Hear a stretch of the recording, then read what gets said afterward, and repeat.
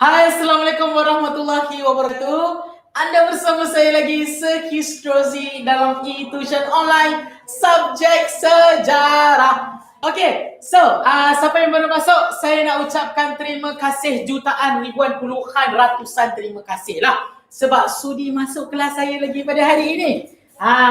Okay. So, siapa yang baru masuk tu janganlah lupa, okay? Jangan lupa untuk ajak kawan-kawan korang register dekat eTuition.my.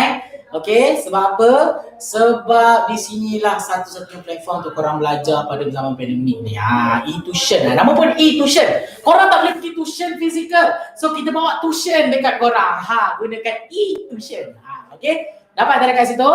Okay, so terima kasih. Korang sihat tak? Amin tanya tu, korang sihat tak? Sihat tak anak-anak? Okay, so siapa yang baru masuk, jangan lupa korang boleh berinteraksi dengan saya pada hari ini. Okay, sebab ini bukan kelas live, bukan kelas recording. So kalau korang ada apa-apa soalan nak tanya, korang boleh terus tanya saya dekat live chat. Okay, terus tanya saya akan jawab on the spot. Okay, dapat tak? Seronok pula buat macam tu. Okay, dapat tak kat situ? So kalau ada soalan, korang boleh terus tanya. Jangan lupa macam biasalah, kalau korang dah masuk kelas saya, tolong subscribe. Tolonglah subscribe saya punya channel. Bukan saya punya channel. Channel eTuition. Okay, L Sheikh Mansur. Okay, L, kita jumpa lagi L. Alamak. L muncul balik. L, saya nak tanya, lonely dalam chat lagi. Tak apa, it's okay L. Sebab itu L, tolong ajak kawan-kawan kamu L untuk masuk supaya kita ada kawan ni L. Supaya saya tak cakap dengan awak aje, supaya kita boleh bersemang orang lain. Okay L, saya nak tanya, kamu tingkatan 4 ke tingkatan 5? L, boleh tak saya tahu? Kamu tingkatan 4 ataupun tingkatan 5? Supaya saya tahu, saya nak fokus dekat L ni, tingkatan 4 atau tingkatan 5. Sebab tadi kamu masuk kelas saya tingkatan 4 kan? Sekarang kamu masuk tingkatan 5. Saya tak tahu kamu masuk tingkatan 4 tingkatan 5. So saya nak tahu, L, kamu tingkatan 4 ataupun tingkatan 5 L? Boleh ke L? Okay. So buat siapa yang baru masuk, saya pada L. Okay, tingkatan 5 KSSM. Okay. Bagus, tak apa. Patutlah saya ingat kamu tingkatan 4. Okay, tak apa, it's okay. Okay L, kamu tahu tak, satu kelebihan kalau kamu masuk eTuition L, kamu boleh masuk kelas tingkatan 4 dengan tingkatan 5 sekali. Maksud kamu boleh belajar dua-dua. Sebab itulah saya kata kamu kena ajak kawan-kawan kamu datang. So nanti kalau contoh kawan-kawan kamu tanya, apa yang best eTuition? eTuition kamu boleh cakap kawan kamu boleh masuk, kalau kamu form 5 kamu boleh masuk form 3, form 2, form 1 punya subjek. Okay. So bila korang masuk form 1, form 2, form 3 punya subjek, so kamu boleh belajar balik. Contoh tadi kan, kamu tingkatan 5 tahun ni tapi kamu belajar revision tingkatan 4. Itu kelebihan kalau kamu masuk eTuition. Kalau contoh kamu pergi tempat lain, kamu nak masuk kelas tingkatan 5, kamu belajar tingkatan 5 je, kamu tak boleh masuk tingkatan 4. Saya mau masuk tingkatan 4, mau revision sikit je, tak apa, it's okay, boleh. L, kalau kamu nak datang untuk revision pun tak jadi masalah. Kalau kamu datang nak belajar pun tak jadi masalah L. Sebab tu saya kata itu kelebihan eTuition. Kamu boleh masuk untuk buat revision. Kadang-kadang kalau kamu belajar tingkatan 5, kamu dah lepas tingkatan 4. Nak belajar macam mana? Sebab kamu dah masuk tingkatan 5, kamu boleh masuk balik kelas tingkatan 4 untuk eTuition. Okay? Boleh Okay. So, L Sheikh Mansur. Jangan lupa, saya macam biasalah. Okay?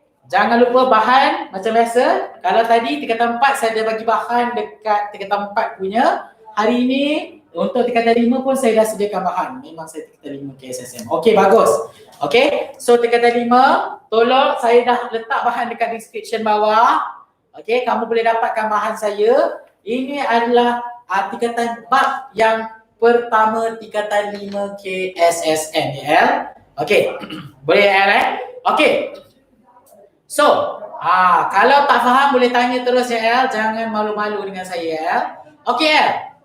So, kita teruskan. Okay, so minggu lepas kita buat revision mengenai tingkatan 4. Minggu lepas kita buat revision mengenai tingkatan 4. Okay, dan hari ini tingkatan 5. Okay, kita baru masuk bab tingkatan 5. Okay, bahannya dekat bawah L. Kamu boleh download dekat bawah ya.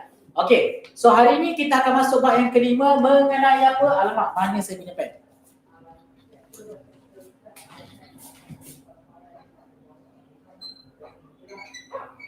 mengenai kedaulatan negara.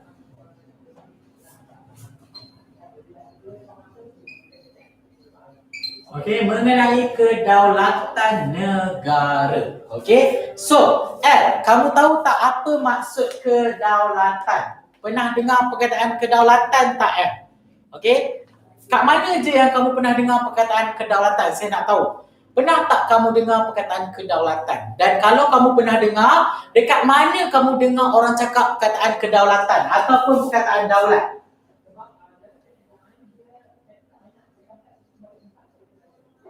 Kedaulatan ataupun daulat. Pernah? Okey L. Dekat mana kamu dengar perkataan daulat? Okey, dalam kehidupan seharian kamu. Okey, bila kamu dengar, dekat mana kamu dengar? Okey, dekat YouTube dengan berita. YouTube dengan berita kamu dah dengar perkataan daulat kedaulatan. Dan bila kamu dengar, kamu faham tak apa yang kamu faham tentang kedaulatan? Bila kamu tengok berita kan, kamu tengok YouTube, bila kamu tengok, kamu dengar, kamu fikir. So apa yang kamu faham? Okey, mengenai kedaulatan mengikut kefahaman kamu sendiri. Okey, saya tak tengok salah ke betul. Saya nak tengok apa yang kamu fikirkan mengenai kedaulatan bila kamu dengar dekat YouTube dengan berita. So kedaulatan ni berkaitan dengan apa? Kalau kamu pernah dengar, kamu rasa kedaulatan ni dia pasal apa? Okey ikut kefahaman kamu sendiri. Okey, saya tak kisah. Kamu rasa kedaulatan ni dia menceritakan tentang apa? Kedaulatan undang-undang. Okey, kedaulatan, okey, keamanan. Okey, keamanan. Okey, boleh terima keamanan. Okey, keamanan negara contohnya. Okey, boleh diterima, tetapi kedaulatan yang keamanan dengan kedaulatan maksudnya tidak berapa tepat sangat. Hari ini kita akan belajar mengenai kedaulatan negara dan kenapa kita kena belajar pasal kedaulatan ini. Nanti kita akan tengok. First kali kamu kena tahu dahulu apakah yang dimaksudkan dengan kedaulatan. Okey, kekuasaan tertinggi. Terbaik. Dapat terus kekuasaan tertinggi Okey, tak apa. Nanti saya akan terangkan. Okey, betul. Jawapannya adalah kekuasaan tertinggi. Tetapi kekuasaan tertinggi yang macam mana? Sekarang saya akan terangkan. Okey. So kalau kamu tengok dalam nota saya dah terangkan dekat situ. Okey, dia mengatakan tentang konsep kedaulatan. Okey, kedaulatan merupakan kekuasaan tertinggi. Okey. Ini adalah kekuasaan tertinggi.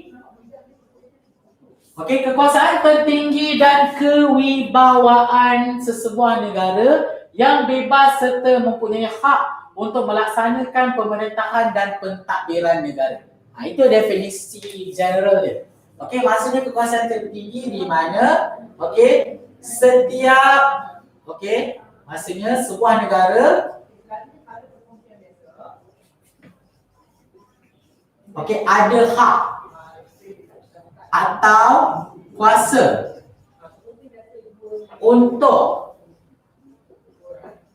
jalankan pentadbiran menjalankan pentadbiran atau pemerintahan mereka. Pemerintahan mereka tersendiri. Tanpa diganggu oleh kuasa asing. Itu kita panggil sebagai daulat dari segi maksud generalnya. Maksud dia kat sini adalah setiap negara dekat dunia ini ada kedaulatan. Kenapa semua negara kat dunia ada kedaulatan? Sebab setiap negara ada hak, ada kuasa untuk memerintah negara mereka. Itu kita panggil kedaulatan. Macam Malaysia, kita ada hak, kita ada kuasa. Kerajaan kita ada kuasa untuk memerintah. Dan mana-mana kuasa-kuasa lain daripada negara lain tak boleh nak memerintah negara kita. Sebab apa? Sebab kita dah ada pemerintahan kita yang tersendiri. Contoh negara kita diperintah oleh Perdana Menteri dengan YDPA. Oleh contoh, siapa Perdana Menteri kita pada hari ini ini soalan, bukan soalan kebat lah, soalan mudah untuk saya tanya. Siapa nama Perdana Menteri? Siapakah nama Perdana Menteri kita pada hari ini Kalau masih di situ ya apakah nama Perdana Menteri Malaysia pada hari ini? Nanti L tolong jawab Okay, so bagaimana bila negara kita, contoh Malaysia, okay, kita ada pemerintahan kita, okay, kita ada Perdana Menteri, kita ada Agong yang di-Pertuan Agong. Jadi kita ada ketua kita sendiri, tapi tiba-tiba ada Perdana Menteri daripada ataupun raja daripada negara lain datang ke Malaysia dan dia cuba memerintah negara kita. Tak boleh. Sebab apa? Sebab negara kita ada kedaulatan. Mereka nak memerintah, mereka kena memerintah dekat negara mereka tersendiri. Mereka ada negara mereka dan negara mereka pun ada kedaulatan. Itu maksud kekuasaan tertinggi. Maksud kita ada kekuasaan tertinggi dekat negara kita. Okey, tidak ada mana kuasa-kuasa asing yang boleh memerintah negara kita. Sama juga macam negara mereka. Okey, Eto Datuk Muhyiddin lupa ejaan nama sudah. Alamak, takut. Okey, tak apa. Okey, namanya adalah Tan Sri Muhyiddin Yassin Tan Sri Muhyiddin Yassin. Itu adalah Perdana Menteri kita yang sekarang.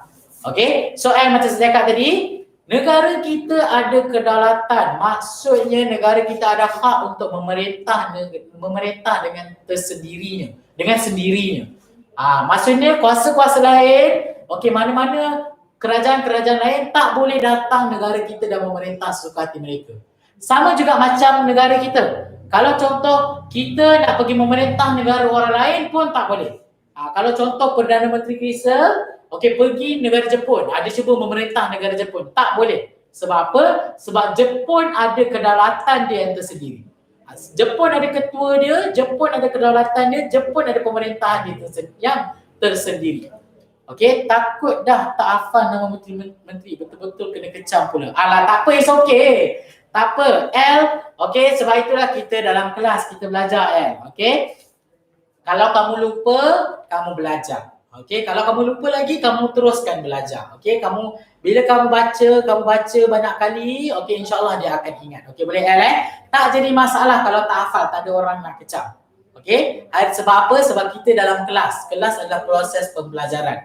Okey, kalau kamu tak faham, tugas saya untuk bagi kamu faham. Okey, boleh So, siapa yang baru masuk, jangan lupa untuk chat dengan saya dekat live chat Okey, apa-apa korang yang tak faham, korang boleh terus tanya dekat live chat. InsyaAllah saya akan jawab. Okey, boleh dekat situ? Okey, so macam saya cakap tadi. Okey, kalau negara lain memerintah negara yang lain tu datang perang kepada kedua-dua negara. Yes, betul. Sebab itu saya cakap, okey, setiap negara ada kedaulatan. Okey,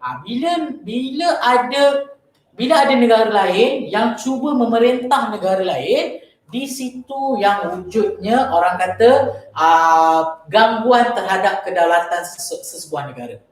Macam negara kita.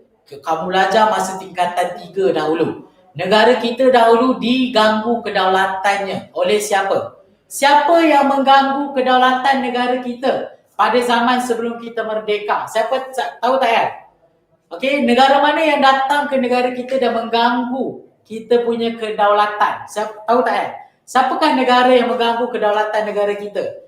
Okey, pada masa sebelum kita merdeka.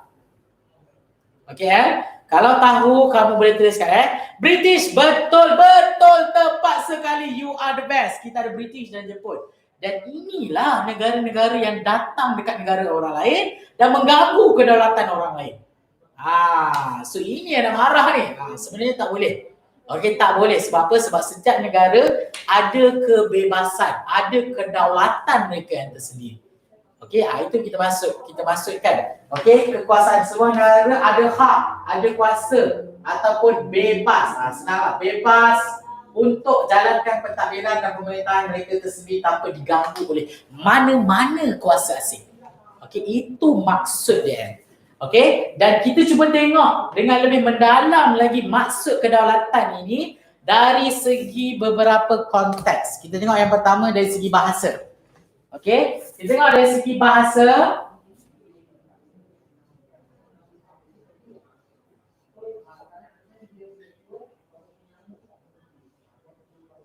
Okey, dari segi bahasa, kita ada dari segi bahasa Yunani, kita ada dalam bahasa Inggeris,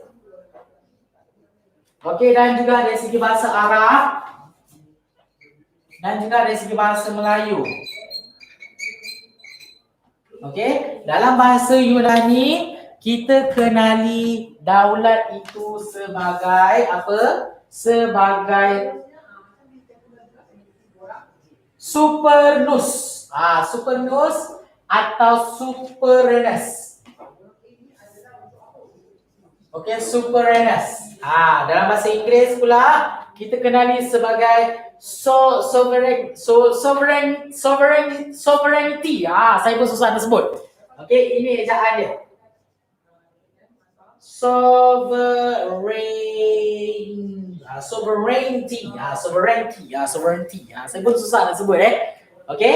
Lepas tu dari bahasa Arab kita ada daulah. Dan dari bahasa Melayu kita ada daulat.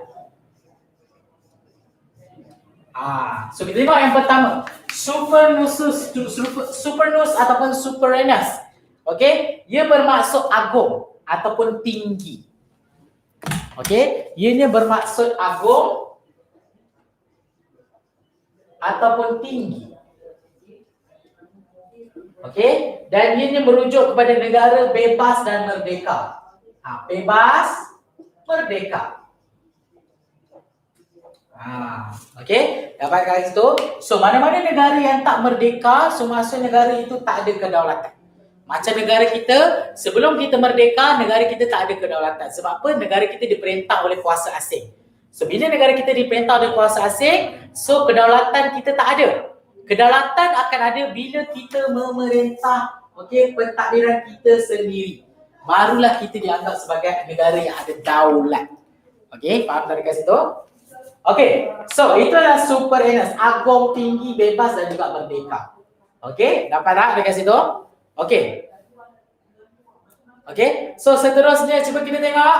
Okey, SOVEREINGIGNTY. Saya tak tahu nak sebut macam mana. Okey, faham Okey, so kita tengok dari segi bahasa Inggeris, dia bermaksud negara yang mempunyai kuasa penuh terhadap pemerintahan. Kuasa penuh terhadap pemerintahan. Okey, kuasa penuh terhadap pemerintahan. Okey, so maksud dalam bahasa Inggeris ni boleh kurang sama macam apa yang kita bincangkan tadi. Okey, maksudnya sesebuah negara mempunyai kuasa penuh terhadap negara dia. Tidak ada mana-mana kuasa asing yang boleh mencabuli, yang boleh mengarah negara kita tanpa izin kita. Okey, boleh tak? Syed masuk cakap ikut cakap Amin tak apa boleh. Okey, so seterusnya adalah kita tengok daulah. Okey, dalam bahasa Arab kita kenal sebagai daulah. Apa maksud daulah? Maksudnya kuasa pemerintahan sesebuah kerajaan.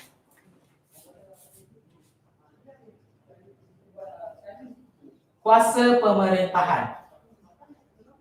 Okey, itu dari segi bahasa Arab. Daripada bahasa Melayu pula kita kenali sebagai kuasa tertinggi. Samalah kuasa pemerintahan dan kuasa tertinggi.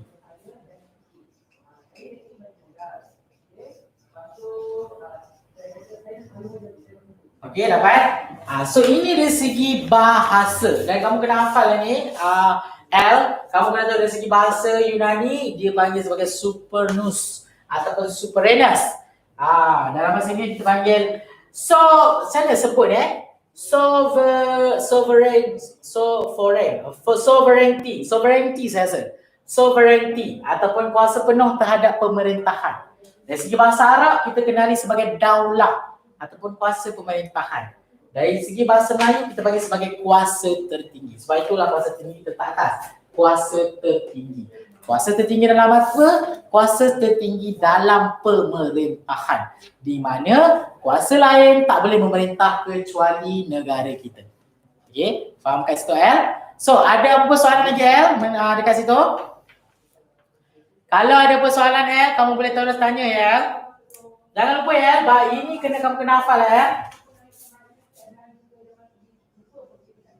Okey, saya tak sure sama ada format KSSM masih ada soalan ABC ataupun tidak. Saya rasa ada soalan objektif.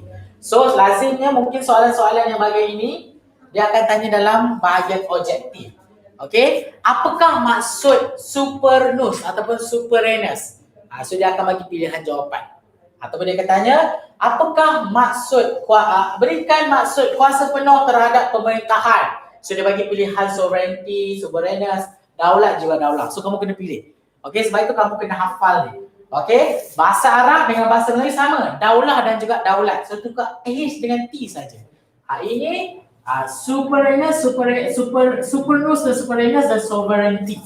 So kamu kena tahu dekat situ. Okey? Boleh tak El? El Sharifah, boleh tak? So El Sharifah ada masalah tak? Kalau tak ada masalah, kalau kamu faham, boleh saya teruskan. Okey? Boleh? Okey. So ini dari segi bahasa. Okey, kita tengok yang seterusnya. Okey. Kalau negara itu memang berdaulat tapi masih ada suasana dalam negara itu tidak berdaulat lagi. Macam mana? Okey, Okey. Saya suka soalan awal. Dia kata kalau negara itu memang berdaulat tapi masih ada suasana dalam negara itu tidak berdaulat lagi. Contoh contoh macam mana? Okey, macam mana negara yang berdaulat dalam negara dia ada suasana yang tidak berdaulat? Ada berlaku. Tapi macam contoh macam mana? Contoh boleh tak bagi contoh suasana yang tidak berdaulat yang berlaku dalam sesebuah negara? Menarik soalan kamu ya, Okey, boleh tak bagi contoh macam mana bentuk dia yang pernah kamu nampak ke, yang pernah kamu baca ke? Okey? Masih ada suasana dalam negara itu yang tidak berdaulat lagi. Ekonomi negara yang merosot. Okey, menarik. Okey? Macam saya cakap, okey, ekonomi negara yang merosot itu tidak ada kaitan dengan kedaulatan. Okey? Sebab kedaulatan ini berkaitan dengan kuasa tertinggi di mana kita yang memerintah negara kita. Okey, kita yang memerintah negara kita. Okey, jadi kita kena pastikan negara kita tidak diganggu oleh kuasa asing. Tetapi ekonomi negara ni pun kalau kamu fikirkan dengan lebih mendalam lagi, sebenarnya ekonomi pun boleh jadi salah satu faktor untuk negara asing menjajah, negara asing mengganggu kedaulatan kita. Macam mana tu? Contoh dari segi mata wang. Atau macam di USA tahun lepas ada yang protes tu. Macam mana tu? Okey. Itu berkaitan dengan negara. Maksudnya kat sini, okey, dalam sesebuah negara itu walaupun dia ada kedaulatan, okey, negara itu kena mengawal negara dia. Maksudnya kalau ada protes, ada orang yang orang kata buat mogok, orang kata rusuhan dan sebagainya, maksudnya pemerintah negara tersebut tidak mampu menjaga orang kata kedaulatan negara tersebut. Macam mana tu? Sebab kedaulatan ini boleh terjadi di mana kita tak mampu jaga keamanan dalam negara. Kita dah jaga keamanan daripada orang luar tidak masuk negara kita, tetapi kita tak mampu jaga keamanan di dalam negara. Okey, macam USA. Itu pun terjadi di mana negara mereka, walaupun mereka adalah antara negara yang paling hebat dekat dunia contohnya. Okey, tetapi rakyat negara mereka protes. Okey, negara mereka protes. Mereka tak suka, mereka protes. Okey, tetapi itulah kita panggil sebagai dalam sebuah negara, rakyat itu ada hak untuk protes sebenarnya. Okey? Sebab itu kita panggil sebagai, nanti kalau bab yang kedua nanti kita akan belajar mengenai sistem demokrasi. Okey? Apa itu sistem demokrasi? Di mana sesebuah pemerintahan itu dipilih oleh rakyat. Okey, so maksudnya kalau rakyat itu tak suka dengan pemerintahan, rakyat itu boleh turunkan pemerintah dan tukar kepada pemerintah yang baru. Mengikut pilihan raya. So maksudnya kalau pemerintah itu tak jaga rakyat dia dengan baik, so maksudnya rakyat itu boleh protes, rakyat itu boleh jalankan pilihan raya. Okey, rakyat itu boleh pilih pemerintah, boleh pilih pemerintah mengikut siapa yang dirasa layak untuk memerintah negara ini. Nampak tak? Tapi itu bahagian sistem pemerintahan kita akan belajar nanti bab yang kedua. Bila kita belajar tentang sistem pemerintahan nanti. Tapi tak apa. Bagus soalan kamu. Okey? Tetapi sekarang untuk kedaulatan ni kita bincangkan mengenai bagaimana kita nak menjaga negara kita daripada orang kata diancam oleh kuasa asing. Okey, supaya kita saja yang menjaga negara kita. Okey, dapat tak kat situ? Boleh tak Okey, bagus soalan Ini adalah antara soalan-soalan kebat yang boleh ditanya Okey, nanti kita akan bincangkan lebih lanjut. Okey, so itu adalah dari segi bahasa. Okey, kita tengok pula dari segi tokoh. Okey, tokoh-tokoh yang ada.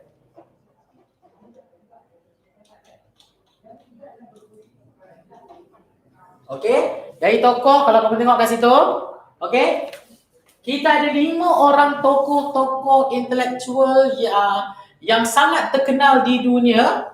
Okey, yang pertama kita ada Aristotle. Kalau kamu boleh tengok nota saya tak letak nama. Tapi kalau kamu tengok dalam buku teks, kamu ada buku teks ke? Saya rasa kamu akan ada dapat buku teks online. Okey, kalau kamu ada buku teks, yang wajah pertama itu kita panggil sebagai Aristotle.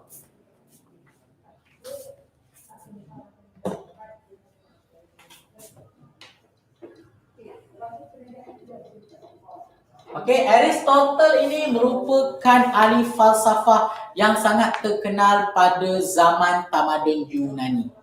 Okey, dan Aristotle ini pernah mengeluarkan ideologi atau konsepnya sendiri mengenai kedaulatan. Dia pernah keluarkan konsep dia mengenai kedaulatan. Apa yang dia faham mengenai kedaulatan? Dan kalau kau tengok dalam sini, okey, Aristotle mengatakan bahawa kedaulatan itu merupakan kuasa tertinggi. Nampak tak? Dia ulang apa yang kita baca tadi. Kuasa tertinggi. Aristotle kata ianya merupakan kuasa tertinggi. Okey? Dalam sistem pemerintahan sesebuah tapi cikgu di sekolah bagi buku teks sejarah online. Okey, tak apa, bagus. Okey, kamu gunakan buku teks secara online sebab saya ada dalam bentuk yang bercetak. Tapi tak apa, sama je kamu dapat online ataupun kamu bercetak, sama je dia punya intipati. Dan teks saya ni, apa yang saya bagi ni pun ialah ringkasan daripada buku teks. Kalau contoh kamu tak faham nota saya, kamu boleh tengok buku teks. Kalau kamu tak faham buku teks, kamu boleh tengok nota saya. Okey, boleh tak macam tu Okey. So next kita tengok. Okey, Aristotle mengatakan kedaulatan itu merupakan kuasa tertinggi dalam sistem pemerintahan sesebuah negara. Kedaulatan merujuk kepada kerajaan yang terikat oleh undang-undang. Okey, ianya adalah kerajaan yang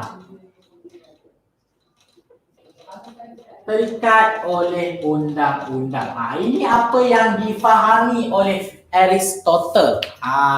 Okey. Maksudnya dia kata bahawa dalam sebuah kerajaan itu, kedaulatan merupakan kekuasaan tertinggi dalam sistem pemerintahan sebuah negara dan kedaulatan merujuk kepada kerajaan yang terikat oleh undang-undang.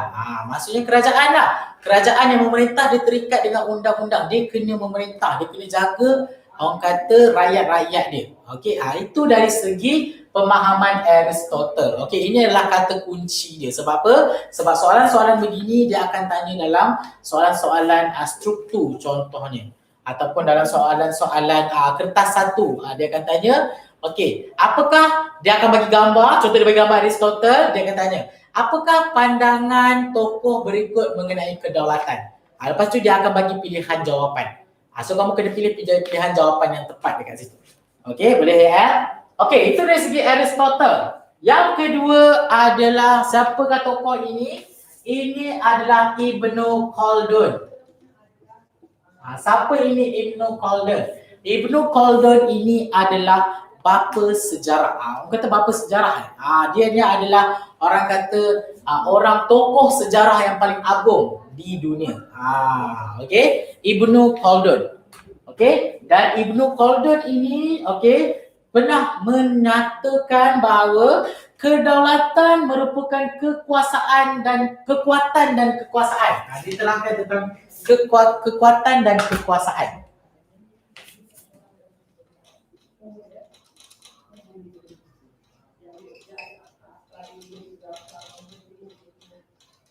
Okey, kekuatan dan kekuasaan sesebuah negara berdasarkan semangat kekitaan.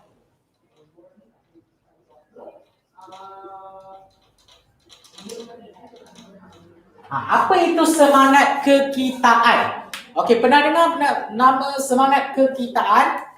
Semangat kekitaan ini adalah semangat kita panggil sebagai semangat bukan nak kata semangat perkauman, dia macam semangat patriotik lebih kurang. Semangat di mana bila kita dalam satu negara yang sama, jadi kita merasa diri kita, orang kata diri kita belong to that country. So maksudnya kita sayang negara kita. Tidak, tak apa. Semangat kekitaan ini adalah kita panggil semangat yang kita rasa bila contoh kita contoh saya rakyat Malaysia, kamu rakyat Malaysia. So mana-mana rakyat Malaysia, kita akan rasa Malaysia ini adalah negara kita dan kita bertanggungjawab untuk menjaga negara kita. Jadi itu kita bagi semangat kekitaan. Walaupun kamu duduk di negeri yang lain, walaupun kita berbeza kaum, contohnya ada kaum Cina, kaum India, kaum Melayu, tetapi sebabkan kita ada semangat kekitaan, semangat bersatu padu atau unity. Di situ kita rasa bahawa walaupun kita berbeza, tetapi kita duduk dalam satu negara yang sama, iaitu Malaysia. Itu kita panggil semangat kekitaan. Dapat? Berdasarkan semangat kekitaan bangsanya yang rela berkorban demi negara.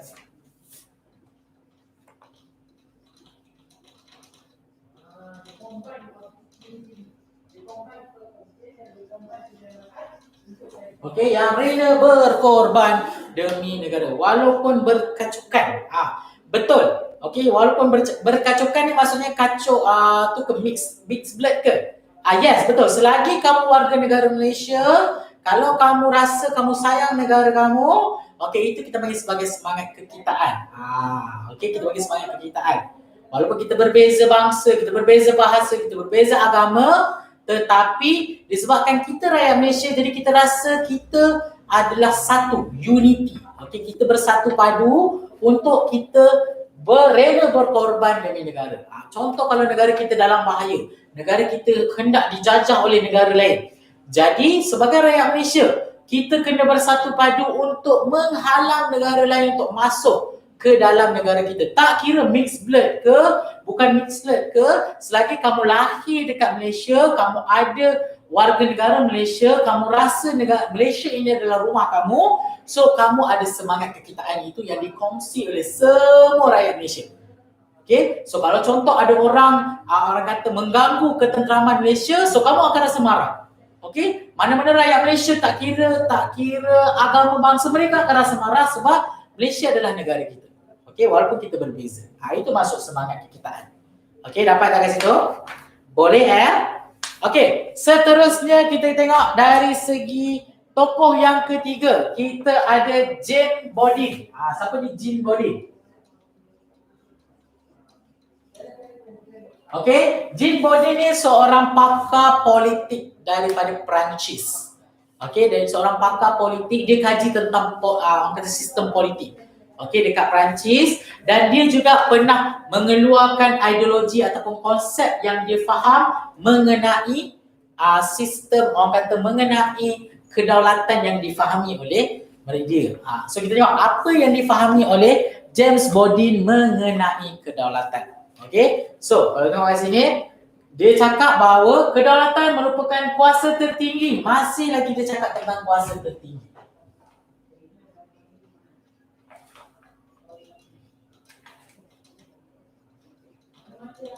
Kuasa tertinggi dalam sesebuah negara yang mempunyai sifat kekal dan kuasa tidak terbatas.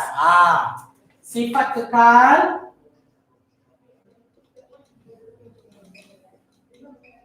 dan kuasa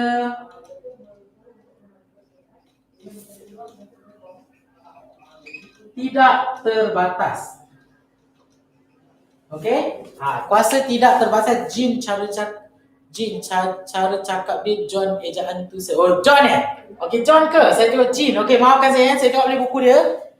John. John maafkan saya Okey, Jin, cara cakap dia John, ejaan je tu sir. Oh, ya ke L? Maaflah. Saya ni L, dalam bahasa Inggeris saya ni pelat sikit L.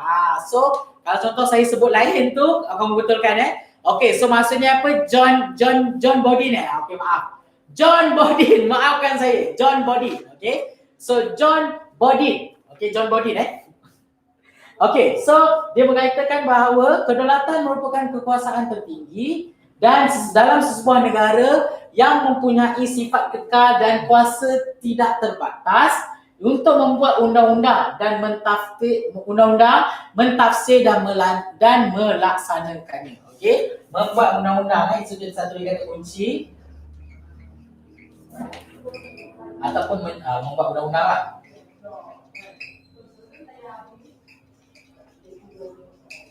Okay, so John Bodin ni berkata masih lagi dia menceritakan tentang kuasa tertinggi dan dia kata bahawa kuasa ini mempunyai sifat kekal dan kuasanya tidak terbatas. Okay, kalau contoh sebuah kerajaan itu, contoh sebuah pemerintahan itu, dia ada kuasa yang tidak terbatas dan semua negara-negara asing tak boleh menidakkan kuasa sebuah pemerintahan terhadap negara dia. Okay, dapat kat situ. So ini daripada John Bodin. Okay, so tengok yang seterusnya daripada Tunku Abdul Rahman Putra. Siapa ini Tunku Abdul Rahman?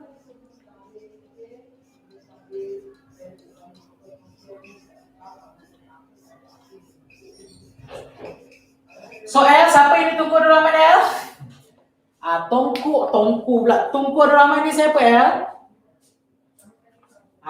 Tunku Abdul Rahman ini adalah Perdana Menteri Malaysia yang pertama.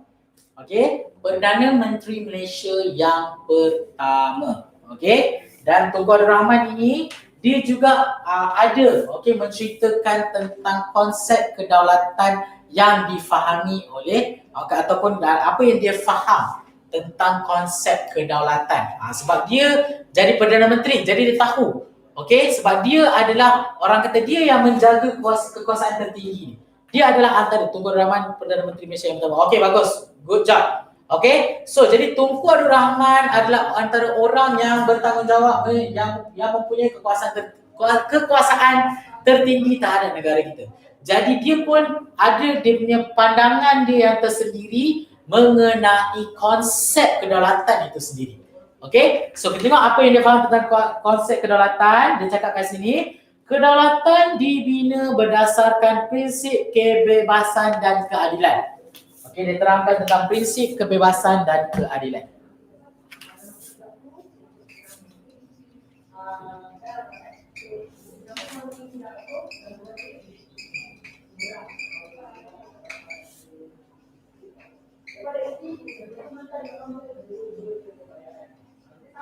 Okay, prinsip kebebasan dan keadilan.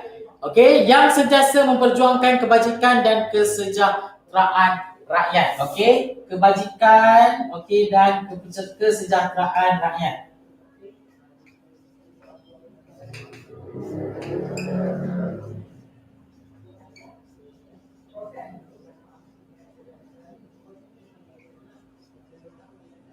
Okay, so ini apa yang difaham oleh saya belajar yang Jin sebenarnya John dan dari animator. Sorry tak berkenaan. Tidak jadi masalah. Masa saya cakap, sebutan tak jadi masalah Kamu nak sebut John ke Jin ke tak jadi masalah.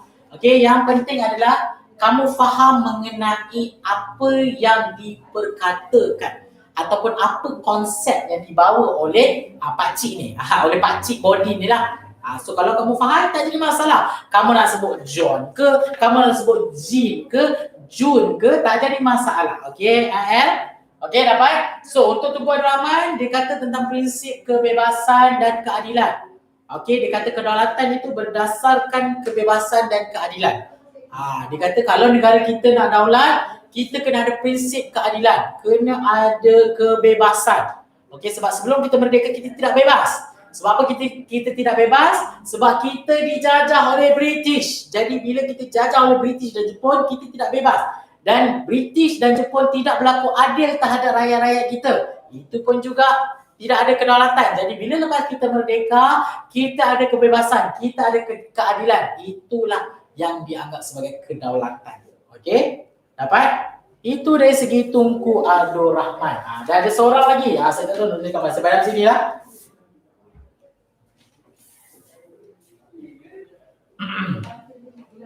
Satu lagi adalah daripada Dr. Muhammad Saleh Abbas. Dr. Saleh Abbas lah saya tulis. Okey, siapa ini Dr. Saleh Abbas? Dr. Saleh Abbas ini adalah bekas hakim negara. Apa tugas-tugas hakim? Tadi kelas tingkatan 4 kita dah belajarkan L. Apa tugas-tugas hakim? Tugas hakim adalah menentukan sama ada seseorang itu salah ataupun betul dalam mahkamah. Okey, jadi Dr. Saleh Abbas ini tugas dia dulu adalah menjadi hakim negara. Jadi ada kesalahan-kesalahan ataupun kes-kes mahkamah, dia akan jadi hakim, dia akan menentukan siapa yang salah, siapa yang betul. Okey, dan Dr. Saleh Abbas pun ada prinsip ataupun ada ideologi dia yang tersendiri mengenai apa kita panggil sebagai kedaulatan. Okey. So, Dr. Saleh Abbas mengatakan bahawa kedaulatan merupakan asas negara merdeka.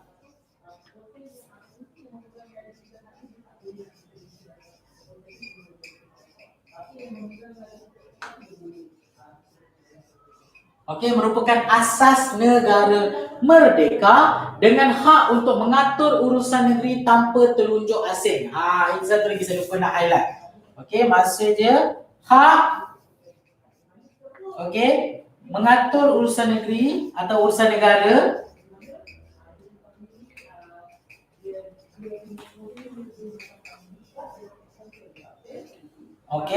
tanpa telunjuk asing.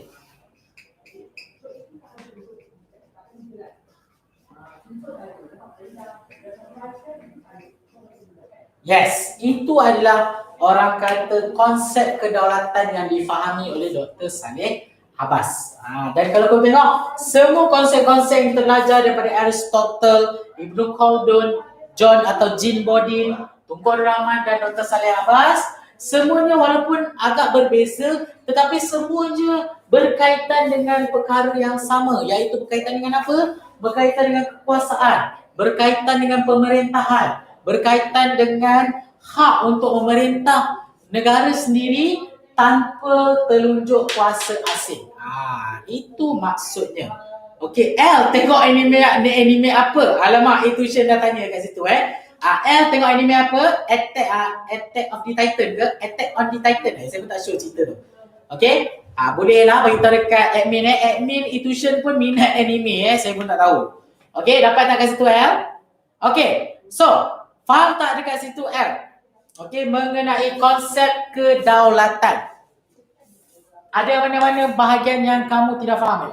Okey, Ustaz. Kalau kedaulatan ini wujud untuk rakyat dan pemerintah hidup dengan daulat, mengapa masih ada orang saling membenci antara satu sama lain? Resis dan berdengki sama kaum yang lain. Wow. Okey. Hebat seorang L ni. Itu adalah satu persoalan sebenarnya yang boleh kita bincangkan. Walaupun kita cakap mengenai kedaulatan, tetapi kenapa kita masih ada lagi orang-orang yang membenci antara satu sama lain? Contohnya macam negara kita. Walaupun kita ada negara yang raya apabila kaum, walaupun negara kita berdaulat, walaupun kita ada kerajaan, walaupun negara-negara lain tak ganggu negara kita. Tetapi kenapa negara kita masih ada lagi rasisme? Itu yang jadi orang kata satu perkara yang masih lagi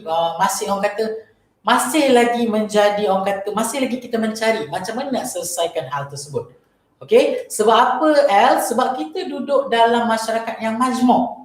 Apa ini masyarakat majmuk? Masyarakat majmuk adalah masyarakat yang bercampur. Kita ada kaum Cina, kaum India dan kaum Melayu dan juga kaum-kaum lain. Kita duduk di dalam satu Attack on Titan.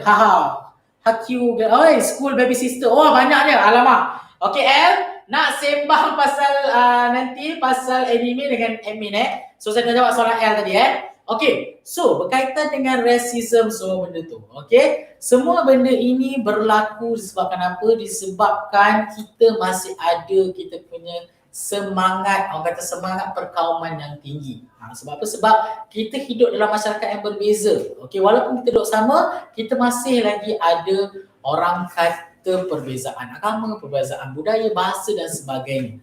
Dan perkara-perkara yang berbeza inilah yang menyebabkan apa? Yang menyebabkan rakyat-rakyat semua rasa macam okey, tak naklah aku orang Melayu duduk orang Melayu je, orang Cina dengan orang Cina je, orang India dengan orang India je. Sebab apa? Sebab kita dekat Malaysia kita tengok perbezaan. Kita tengok perbezaan antara satu sama lain. Okey, kita tengok apa beza kita orang Melayu dengan orang Cina. Orang Cina tengok beza orang Cina dengan orang India. So macam mana untuk kita overcome? Untuk kita selesaikan masalah ini adalah sebagai seorang rakyat Malaysia, kita kena mula mencari persamaan antara satu sama lain. Okey, kita kena mula cari persamaan. Apa persamaan orang Melayu dengan orang Cina? Orang Cina dengan orang India? Orang India dengan orang Melayu? Okey, so L, saya nak tanya. Okey, walaupun kita, okey, ini soalan keempat ya L, berkaitan dengan perpaduan. Okey, ini adalah berkaitan dengan kedaulatan juga. Okey, kita tengok orang Melayu, Cina dengan India ada banyak perbezaan dari segi bahasa, budaya, perayaan dan sebagainya. Okey, so L, saya nak tanya L, apakah persamaan yang L nampak okey dalam rakyat, dalam kaum Melayu, Cina dengan India? Apa persamaan yang kita ada? Sekarang ni kita cuba untuk orang kata menghilangkan perasaan racism itu, perkauman itu adalah dengan kita nak tengok okey mengenai apa persamaan kita. Selalu kita tengok perbezaan je kan. Sekarang kita nak tengok apa benda yang kita sama. Sebenarnya banyak persamaan yang kita boleh nampak. So saya nak tanya kamu, apa contoh persamaan? Okey, kalau yang mixed blood mau cari persamaan macam mana tu? Yang mixed blood macam mana pula? Okey? So itu saya kata, dia tak penting. Yang penting sekarang adalah kalau kamu mixed blood. Okey, kalau kamu mixed blood, kalau kamu mixed blood lagi senang. Maksudnya kalau kamu mixed blood, kamu ada kedua-dua persamaan. Kamu ada, contoh kalau kamu mix Melayu dengan Cina, so kamu ada kedua-dua. Okey, kamu ada persamaan, kamu ada sedikit Cina dengan sedikit Melayu contohnya. Persamaan mereka adalah mereka masih manusia yang mengalami cabaran yang sama. Okey, itu satu. Apa persamaan yang kita boleh banggakan? Contoh. Okey, benda yang kita rasa macam aku buat benda ni, contoh saya orang Melayu aku buat benda ni. Orang Cina pun buat benda ni. Orang Melayu pun, orang India pun buat benda ni. Itu kita panggil persamaan. Persamaan yang boleh menghilangkan perkauman, yang boleh orang kata melenyapkan pandangan kita terhadap perbezaan. So apa apa persamaan yang kita kongsi bersama antara orang Cina, India dengan orang Melayu yang kamu boleh nampak? Sebenarnya banyak kalau kamu tengok. Apa dia? Ini soalan keempat dari lagi 10 minit dah habis ni, kita cuba bincangkan benda ini. Apakah persamaan? Sebab kita sekarang nak menjaga kedaulatan. Bila kita nak menjaga kedaulatan, kita dah ada kedaulatan. Negara lain tak ganggu negara kita. Tetapi kita ada masalah dari dalam negara. Orang Melayu masih resis, orang Cina masih resis, orang India masih resis. Tapi kalau mix dari negara lain, maaf lebih banyak soalan. Tak jadi masalah. Macam saya cakap tadi, kalau kamu mix daripada negara lain, dia berbalik kepada semangat kekitaan tadi saya cakap. Kamu duduk dekat Malaysia, kamu rasa kamu sayang negara yang mana? Kamu sayang dengan negara mix kamu, negara luar yang kamu mix ke ataupun negara Malaysia? Dia terpulang kepada kamu. Kamu rasa kamu lebih sayang negara kamu Malaysia ataupun negara kamu yang satu lagi? Contohlah kalau kamu ada negara lain. So kamu sayang yang mana satu? Dia terpulang kepada kamu. Kalau kamu sayang negara kamu sendiri ataupun negara Malaysia, di situ kamu dah ada semangat kekitaan. So tidak jadi masalah. Kamu nak mix dengan Jepun ke, kamu nak mix Arab ke, kamu nak mix orang kata Turki ke, nak mix Afrika ke, tak jadi masalah. Asalkan di mana tempat kamu tinggal, adakah kamu sayang dengan tempat yang kamu tinggal. Kerakyatan dan semangat nasionalisme untuk mempertahankan negara. Betul. Kerakyatan dan juga semangat nasionalisme untuk mempertahankan negara. Betul. Itu adalah salah satu persamaannya. Okey, saya bagi satu lagi persamaan lain yang kamu boleh fikirkan. Okey, satu lagi persamaan yang ada daripada setiap rakyat yang berbilang kaum ini adalah dari segi makanan. Kenapa saya kata makanan? Kamu tengok kalau kamu tengok, okey, contoh saya bagi contoh satu. Okey, makanan masyarakat Melayu adalah nasi lemak. Betul tak? Okey, nasi lemak sangat terkenal dalam kalangan masyarakat Melayu. Masyarakat Melayu mesti pandai buat nasi lemak. Okey, dan masyarakat Cina pula. Okey, terkenal dengan makanan apa? Masyarakat Cina terkenal, kalau kamu nak tahu, masyarakat Cina adalah masyarakat yang terkenal dengan nasi ayam. Nasi ayam kamu makan itu, ianya berasal daripada masyarakat Cina. Okey, dan masyarakat India kita tahu sangat terkenal dengan roti canai, dengan kari. Betul tak? Dan setiap kaum-kaum ini ada dia punya makanan yang berasingan, betul tak? Tetapi kalau kamu tengok hari ini di negara kita, okey, ada tak orang Cina yang pandai masak nasi lemak? Ada tak orang India yang pandai masak nasi lemak? Ada. Ada tak orang Melayu yang pandai buat nasi ayam, yang jual nasi ayam? Ada. Ada tak orang Cina yang buat roti canai, yang jual roti canai? Ada.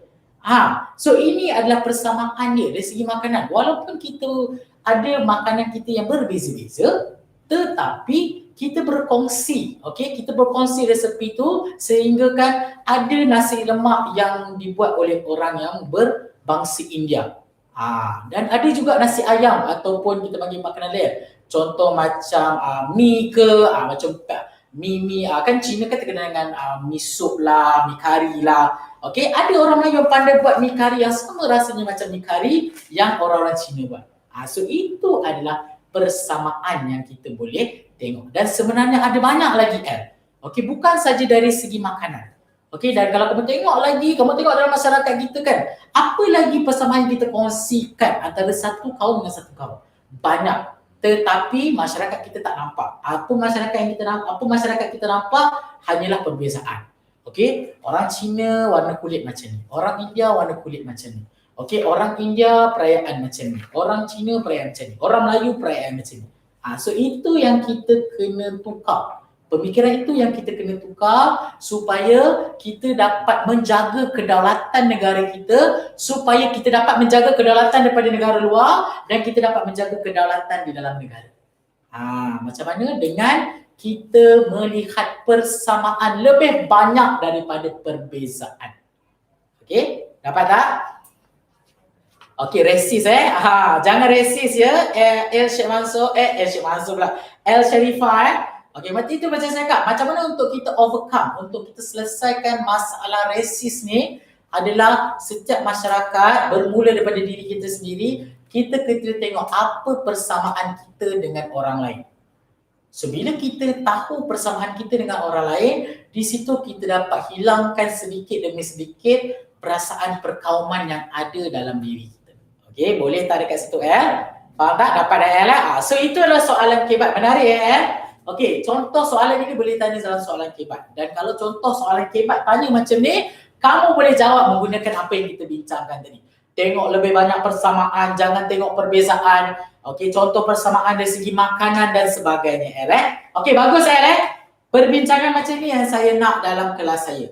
Dan kalau kamu ada soalan yang banyak lagi, kamu boleh tanya dalam kelas saya Okey, so nampak tak? Dari segi tajuk kedaulatan, kita boleh bincang macam-macam topik-topik yang lain Okey, dapat So, itu adalah dari segi kedaulatan.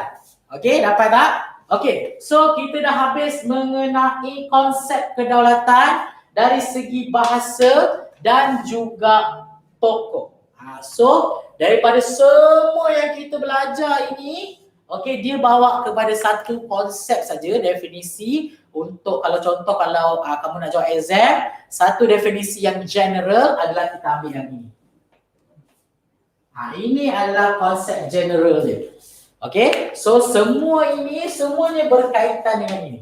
Bila ada soalan ataupun ada orang tanya apa itu kedaulatan, kamu kena jawab ini adalah kekuasaan tertinggi. Kalau dia cakap okey, huraikan. Okey, kamu boleh cakap, okey, kekuasaan tertinggi ialah apabila sesebuah negara ada hak, ada kuasa ataupun bebas untuk menjalankan pentadbiran ataupun pemerintahan mereka tersendiri di negara mereka tanpa gangguan kuasa asing. So itu adalah orang kata maksud konsep secara general. So kalau contoh dalam exam dia tanya maksud general, apa itu kedaulatan? So kamu jawab begini. Okey, boleh Dan untuk yang lain-lain ini lazimnya dia akan tanya maksud. Okey, dekat kertas satu. So kamu kena hafal Ibn Khaldun dia cakap apa, Aristotle dia cakap apa, John Body cakap apa, Tunku Rahman cakap apa dan Dr. Saleh Abbas cakap apa, dan kamu kena tahu juga daulat dari segi bahasa Yunani, Arab, Inggeris dan juga dalam bahasa Melayu. Okey, dapat tak So, ada apa-apa soalan tak nak tanya? Any question yang kamu nak tanya sebab saya suka kelas ini sangat menarik. Okey, saya suka pelajar saya banyak berfikir. Okey, sebab bila kamu berfikir, kamu akan banyak belajar. Okey, boleh tak So ada apa soalan lagi tak untuk ditanya? Sebab saya rasa untuk hari ini kita sampai di sini saja. Okey, minggu depan kita akan sambung mengenai jenis-jenis kedaulatan. Kita ada kedaulatan tradisional, kedaulatan moden, kedaulatan undang-undang dan kedaulatan antarabangsa. Apa maksud tradisional, moden, undang-undang dan juga antarabangsa? Ada orang kata perspektif ataupun konsep yang berbeza dari segi keempat-empat jenis kedaulatan ni. Ini kita akan bincangkan pada minggu hadapan. Okey, boleh tak So kalau tak ada apa-apa, jangan lupa okey, kalau kamu ada apa-apa soalan ataupun ada apa-apa soalan ke, ada homework ke, kamu boleh pergi ke website e-tuition. Kamu pergi dekat satu features, dia tulis Ask Tutor. Kamu pergi kat situ dan kamu boleh tengok semua subjek-subjek yang ada dekat e-tuition. Tapi kalau kedaulatan ni penting, kenapa orang masih tak terimanya? Okey, ya ke orang tidak terima kedaulatan? Ada, kita semua menerima kedaulatan. Macam apa buktinya kita menerima kedaulatan? Bila kita hidup dalam pemerintahan. Itu maksudnya kita menerima kedaulatan sebuah negara. So maksudnya kalau kamu duduk dalam negara Malaysia, kamu menerima kedaulatan negara Malaysia. Kalau kamu duduk dekat negara Amerika, maksudnya kamu menerima kedaulatan negara Amerika. Kamu sudi duduk dalam sesebuah negara. So kalau kamu tak terima, maksudnya macam mana Orang yang tidak terima kedaulatan adalah dia tidak duduk dekat mana-mana negara, dia duduk dalam hutan ataupun duduk dalam laut. So kalau duduk dalam laut, kamu tak ada orang nak ganggu kamu. Okey, sebab apa? Kamu tak duduk dalam sesebuah negara. Okey, kamu duduk dalam hutan ke, kamu duduk dalam laut ke, kamu duduk dekat planet Mare ke, itu baru boleh. Okey, boleh Okey.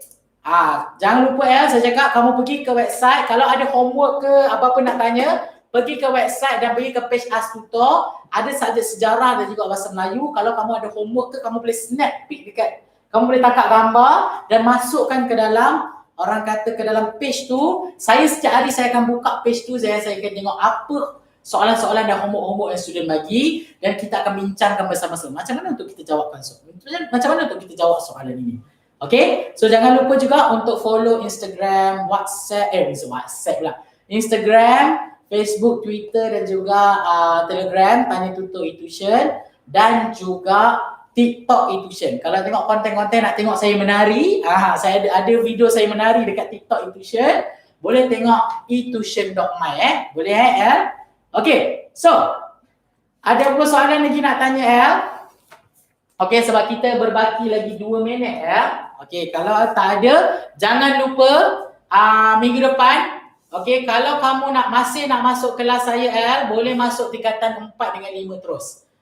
Maksudnya pukul 8 kamu masuk tingkatan 4 untuk kita buat revision tingkatan 4. Lepas tu pukul 9 terus masuk tingkatan 5. Kita belajar tingkatan 5. Maksudnya kamu dapat 2 in 1. Kamu belajar revision dan terus masuk kelas tingkatan 5. Okey. Dan yang paling penting jangan lupa untuk ajak kawan-kawan kamu yang lain sebab kita nak marahkan lagi e-tuition supaya banyak lagi perbincangan yang macam kita bincangkan ni. Okey, mana tahu kawan-kawan awak ada orang kata pandangan lain mengenai kedaulatan, kita tak tahu Okey, kita seminit lagi. Okey, saya rasa sampai di situ saja kelas saya Kita jumpa lagi minggu depan. Jangan lupakan saya Sir Histrozi Itu saja. Wabillahi taufiq wal hidayah. Wassalamualaikum warahmatullahi wabarakatuh. Bye El. Bye. Kita jumpa lagi minggu depan. Bye bye. Bye bye.